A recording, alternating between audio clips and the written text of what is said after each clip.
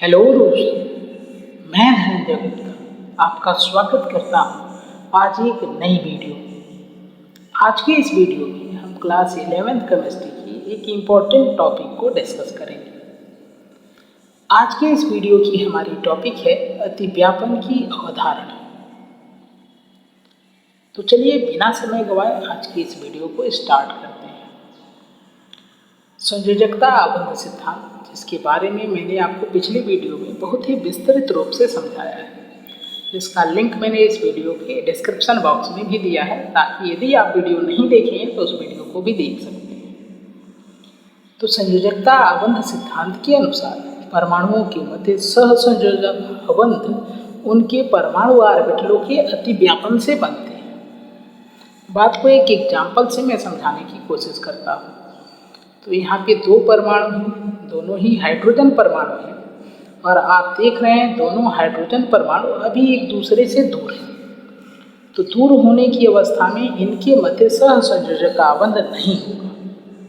इनके मध्य सहसंयोजक आबंध तब बनेगा जब ये परमाणु एक दूसरे के करीब आएंगे और इतने करीब आ जाएंगे कि इस परमाणु का ऑर्बिटल इस परमाणु के ऑर्बिटल में प्रवेश कर जाएगा।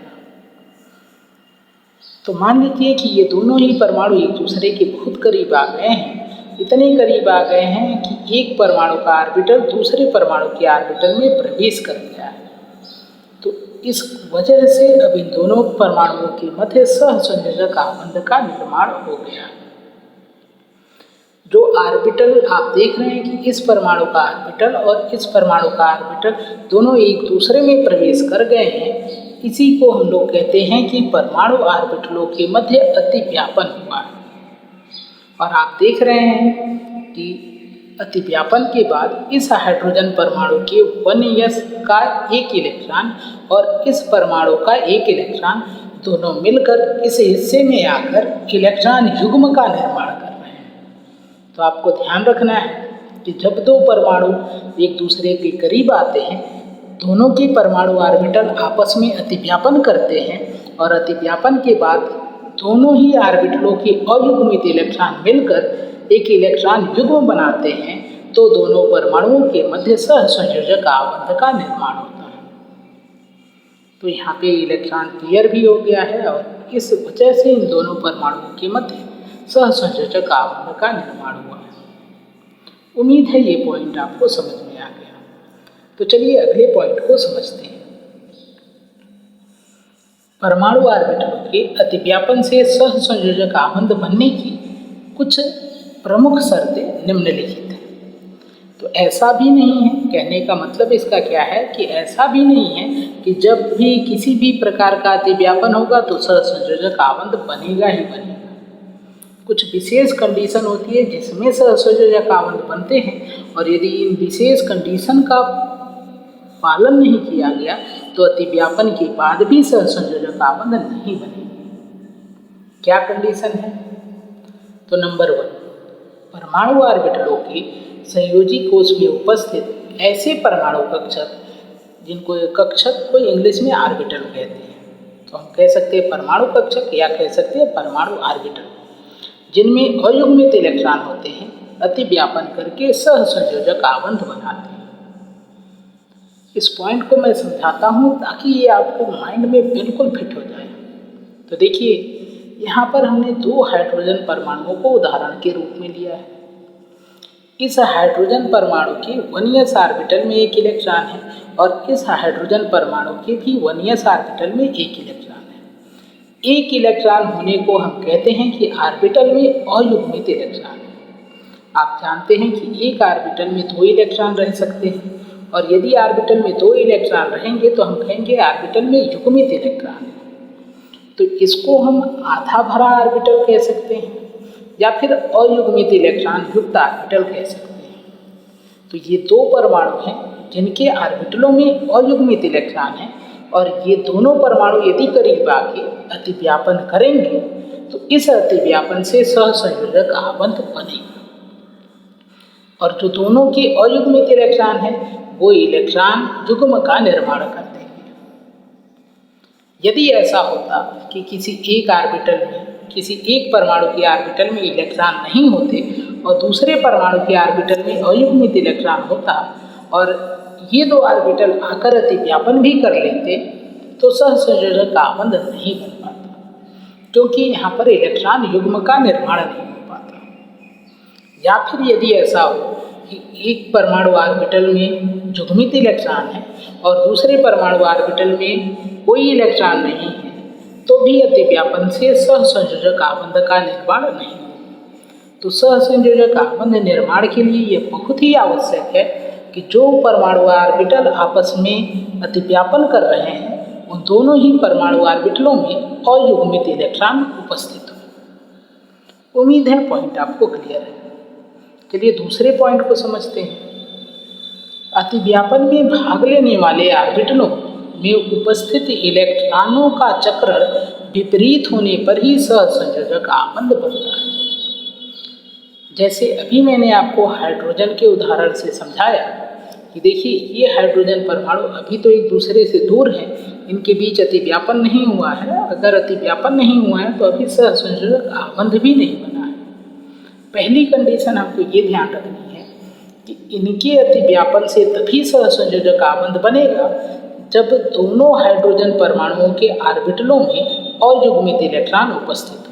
तो यहाँ पे आप देख पा रहे हैं कि दोनों परमाणु ऑर्बिटलों में, दोनों हाइड्रोजन परमाणु के ऑर्बिटलों में अयुग्मित इलेक्ट्रॉन उपस्थित है। और दूसरी कंडीशन आपको ये ध्यान रखनी है, यदि एक हाइड्रोजन परमाणु का इलेक्ट्रॉन क्लॉकवाइज वाला है तो दूसरे का एंटी क्लॉकवाइज स्पिन का इलेक्ट्रॉन होगा, तभी इनके अतिव्यापन से सहसंयोजक आबंध बनेगा। तो आप देख पा रहे हैं कि एक क्लॉकवाइज स्पिन का इलेक्ट्रॉन है तो दूसरे हाइड्रोजन परमाणु का इलेक्ट्रॉन एंटी क्लॉकवाइज स्पिन यानी कि वामावर्त चक्रण वाला इलेक्ट्रॉन है। अब ये दो हाइड्रोजन परमाणु एक दूसरे के संपर्क में आते हैं, दोनों के परमाणु ऑर्बिटलों के मध्य अतिव्यापन होता है, तो इनके अतिव्यापन से सहसंयोजक आबंध बनेगा, क्योंकि ये दोनों ही कंडीशन को फॉलो कर रहे हैं कि दोनों के पास अयुग्मित इलेक्ट्रॉन भी थे और दोनों के अयुग्मित इलेक्ट्रॉन एक दूसरे के विपरीत चक्रण वाले भी थे। तो ये दोनों कंडीशन फॉलो होगा तभी सहसंयोजक आबंध बनेगा। अब ऐसा भी नहीं है कि बस यही दो कंडीशन है। अगले कंडीशन को देखते हैं। नंबर 3, परमाणु ऑर्बिटलों का अतिव्यापन जब समान तरंग फलन में होता है तभी सहसंयोजक आबंध बनता है। दोस्तों आप जानते हैं कि जो ऑर्बिटल हैं वे तरंग का व्यवहार प्रदर्शित करते हैं और आप जानते हैं कि तरंग में श्रृंग और गर्त बनते हैं। यदि किसी तरंग के श्रृंग को हम धन से प्रदर्शित करेंगे यानी उसका तरंग फलन यदि धनात्मक होगा तो गर्त का तरंग फलन ऋणात्मक होता है, जैसा कि आप पहले भी पढ़ चुके हैं और फिजिक्स में भी पढ़े होंगे। इसी प्रकार जब हम किसी ऑर्बिटल को बनाते हैं तो हम ऑर्बिटल के आधे हिस्से को धन से और आधे हिस्से को ऋण से प्रदर्शित करते हैं। ये धन बताता है कि इस आधे हिस्से का तरंग फलन धनात्मक है और इसका तरंग फलन, जिसको इंग्लिश में हम वेव फंक्शन कहते हैं, ऋणात्मक है। अब देखिए यहाँ पर दो परमाणु ऑर्बिटल दिखाए गए हैं। आपको ये मान के रखना है कि दोनों के पास अयुग्मित इलेक्ट्रॉन है। जो यहाँ पे दिखाया तो नहीं गया, फिर भी आपको मान लेना है कि दोनों के पास अयुग्मित इलेक्ट्रॉन है और दोनों परमाणु ऑर्बिटलों के अयुग्मित इलेक्ट्रॉन विपरीत चक्रण वाले भी। तो आप जानते हैं कि इनका अतिव्यापन हुआ तो सहसंयोजक आबंध बनेगा। लेकिन जो ये पॉइंट कहता है कि सहसंयोजक आबंध तभी बनेगा कि जब धनात्मक तरंग फलन वाला लोब धनात्मक तरंग फलन वाले लोब के साथ ओवरलैप करे। तो यहाँ पर देखिए इस परमाणु ऑर्बिटल का धन वाला तरंग फलन वाला लोब इस परमाणु के धन तरंग फलन वाले लोब के साथ अतिव्यापन कर रहा है और ऋण तरंग फलन वाला ऋण तरंग फलन वाले के साथ अतिव्यापन कर रहा है, यानी कि समान तरंग फलन वाले लोब आपस में अतिव्यापन कर रहे हैं। तो इन समान तरंग फलनों के अतिव्यापन के कारण इनके मध्य सहसंयोजक आबंध बनेगा। लेकिन आपको ध्यान रखना है कि यदि यहाँ पर धन की ओवरलैपिंग माइनस वाले तरंग फलन के साथ हो जाती तो सहसंयोजक आबंध नहीं बनता, जो आगे एक एग्जाम्पल में मैं आपको समझा दूंगा। तो चलिए एक और एग्जाम्पल आपको देता हूँ। तो देखिए ये एक परमाणु ऑर्बिटल है, यह एक दूसरा परमाणु ऑर्बिटल है। आपको ये मान के रखना है कि दोनों ही परमाणु ऑर्बिटलों में अयुग्मित इलेक्ट्रॉन यानी एक इलेक्ट्रॉन उपस्थित है और जिनका चक्रण एक दूसरे के विपरीत है। ये दोनों परमाणु ऑर्बिटल एक दूसरे के पास आते हैं तो इनके मध्य अतिव्यापन होता है। यहाँ पर अतिव्यापन धन तरंग फलन वाले का धन तरंग फलन वाले के साथ हुआ है, यानी समान तरंग फलन वाले जो ऑर्बिटल लोब हैं वो अतिव्यापन कर रहे हैं। तो जब भी समान तरंग फलन में अतिव्यापन होगा तो सहसंयोजक आबंध बनेगा। यदि ऐसा होता कि इस ऑर्बिटल का माइनस वाला लोब इस ऑर्बिटल के माइनस वाले लोब से अतिव्यापन करता तब भी सहसंयोजक आबंध बनता। क्यों? क्योंकि तब भी दोनों समान तरंग फलन चिन्ह वाले लोब होते। बात क्लियर है?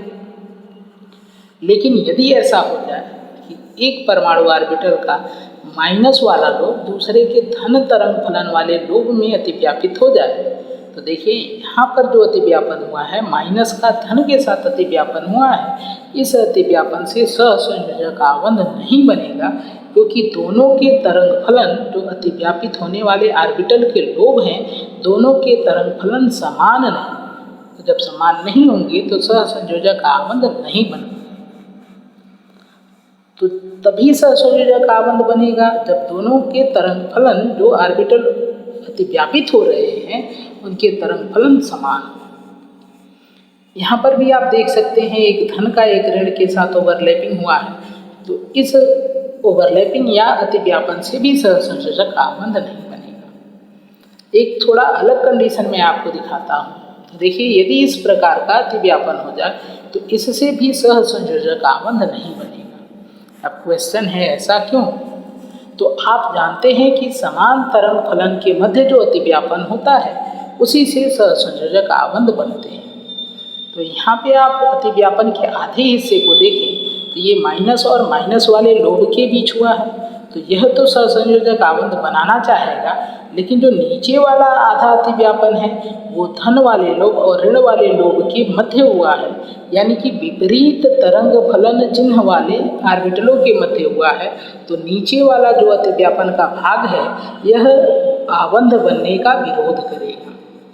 तो जितना चांस आबंध बनने का है उतना ही ठीक चांस आबंध नहीं बनने का है। इस अवस्था में दोनों एक दूसरे को कैंसिल कर देंगे। इसको हम शून्य अतिव्यापन भी कहते हैं और इससे भी सहसंयोजक आबंध नहीं बन पाएगा। उम्मीद है कि आप इस पॉइंट के महत्व को समझ गए हैं। तो 3 कंडीशन मैंने आपको बताया कि ऐसे अतिव्यापन जिनमें 2 परमाणु ऑर्बिटल अतिव्यापित करें, दोनों के पास अयुग्मित इलेक्ट्रॉन हो। दूसरी बात, दोनों के अयुग्मित इलेक्ट्रॉन विपरीत चक्रण के हों। और तीसरी बात कि दोनों के ऐसे लोब अतिव्यापन करें जिनके तरंग फलन के चिन्ह समान हों, तभी सहसंयोजक आबंध बनते हैं। तो एक लास्ट पॉइंट भी मैं आपको बताता हूँ। परमाणु ऑर्बिटलों का अतिव्यापन जितना ही अधिक होता है परमाणुओं के मध्य उतना ही मजबूत आबंध बनता है। तो यहाँ पर आप मान लें कि 2 परमाणु ऑर्बिटल आपको दिखाए गए हैं। दोनों परमाणु ऑर्बिटलों के मध्य आपको मान लेना है कि अयुग्मित इलेक्ट्रॉन है, विपरीत चक्रण वाले इलेक्ट्रॉन है और साथ में इन दोनों के तरंग फलन ऊपर वाले लोब के और नीचे वाले लोब के तरंग फलन के चिन्ह समान है। यानी ऊपर वाला यदि धन है तो दोनों धन हैं और नीचे वाले के दोनों ऋण आप मान सकते हैं। तो आप जानते हैं कि तीनों कंडीशन ये फॉलो कर रहा है, तो इस वजह से इनके मध्य जो अतिव्यापन होगा इस अतिव्यापन के फलस्वरूप सहसंयोजक आबंध बनेगा। एक दूसरा एग्जाम्पल आपको दिखाते हैं। तो यहाँ पर देखिए 2 अलग दिक् विन्यास के ऑर्बिटल हैं और आपको मान लेना है कि दोनों में अयुग्मित इलेक्ट्रॉन हैं जिनके चक्रण की दिशा एक दूसरे के विपरीत है और इसका जो लोब आमने सामने पड़ रहा है यह समान तरंग फलन वाला लोब है। और समान तरंग फलन वाले लोब के बीच जो अतिव्यापन हो रहा है इस अतिव्यापन से तो सहसंयोजक आबंध बनेगा ही। तो सहसंयोजक आबंध तो यहाँ पर भी बना और यहाँ पर भी बना। बात क्लियर है? लेकिन यदि अतिव्यापन की सीमा देखें या अतिव्यापन की मात्रा देखें तो तो यहाँ देखिए एक परमाणु का ऑर्बिटल दूसरे परमाणु के ऑर्बिटल में काफ़ी कम प्रवेश किया हुआ है, यानी काफ़ी कम हिस्सा अतिव्यापित हो रहा है। सेम कंडीशन यहाँ पर भी है। तो यहाँ पर ओवरऑल हम कह सकते हैं अतिव्यापन काफ़ी कम हुआ है। और यहाँ पर हम देखें तो दोनों परमाणु ऑर्बिटल एक दूसरे में कुछ ज़्यादा ही अंदर जा चुके हैं, यानी अतिव्यापन कुछ अधिक हुआ है। तो यहाँ पे अतिव्यापन कम है, तो इस अतिव्यापन से सहसंयोजक आबंध तो बन रहा था, लेकिन यह सहसंयोजक आबंध दुर्बल होगा। यहाँ पे अतिव्यापन अधिक हो रहा है, तो इस कंडीशन से बना सहसंयोजक आबंध स्ट्रांग होगा, यानी मजबूत होगा। तो यही इस पॉइंट में लिखा गया है कि जब अतिव्यापन अधिक होगा तो सहसंयोजक आबंध भी मजबूत होंगे। उम्मीद है कि ये चारों पॉइंट आपको क्लियर हो गए हैं। तो दोस्तों ये थी आज की वीडियो। यदि वीडियो आपको पसंद आए तो वीडियो को लाइक करें, अपने दोस्तों के साथ शेयर करें, हमारे इस चैनल को सब्सक्राइब करें, साथ में बेल आइकन को जरूर प्रेस करें ताकि आगे आने वाली वीडियो का नोटिफिकेशन आपको मिल सके। वीडियो से संबंधित अपने विचार को कमेंट बॉक्स में ज़रूर लिखें। आज की ये वीडियो देखने के लिए आपका धन्यवाद। मिलते हैं आपसे अगली वीडियो में एक बेहतरीन